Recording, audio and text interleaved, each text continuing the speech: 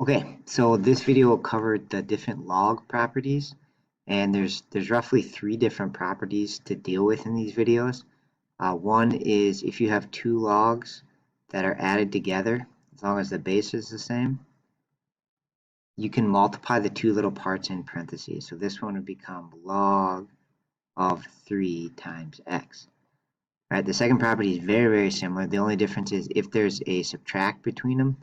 Let's say it was log of 4 minus log of y or something like that, then you can divide the parts in parentheses. So you have a log of 4 divided by y.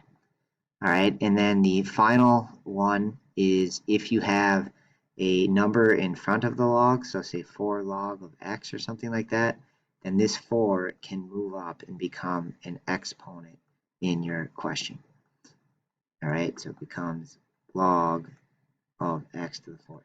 Okay, and these properties go both ways. So on the test, you have to do both. So you have to start on the left-hand side here and go to the right-hand side. That's called like write as a single log type question.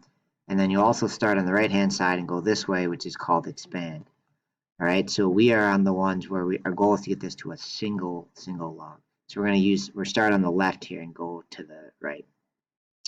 All right, so the idea is because of this plus, we're going to end up multiplying the 2 parts that are there. But before that, we've got to deal with the 4 and the 5. All right, so they move up and become exponents. So they're going to move up here. So if we rewrite this, we could say that this is log of x to the 4th plus log of y to the 5th. And then now we have nothing in front, so now we can combine the 2 parts, the x to the 4th and the y to the 5th, into a single big log, which was our goal. And because of the add, we multiply and get x to the 4th, y to the 5th. Second example is just going to be a reverse. All right, so we are going to start on the right-hand side and we're going to try to expand it. Notice this is a base 3 log, which I think freaks students out sometimes on these. So if it really messes you up, you can treat it as nothing being written there and then just put a base 3 in at the end of the question, which is maybe how I'll do this one. But it doesn't really matter what the base is. The properties are the same no matter what.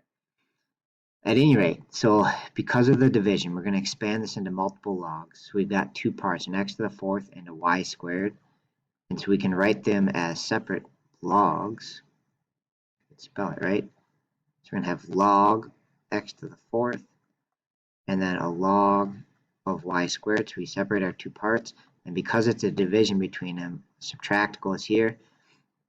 And then because of the exponents, right, we want to keep expanding. So the final step on this is we actually move the exponents down front because we want to expand it out as much as possible. So we have 4. Try one more time.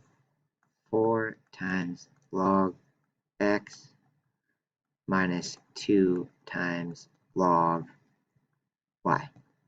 All right, and then that's expanded as much as possible. So the trick is just to know these 3 different properties and know how to apply them in the different situations.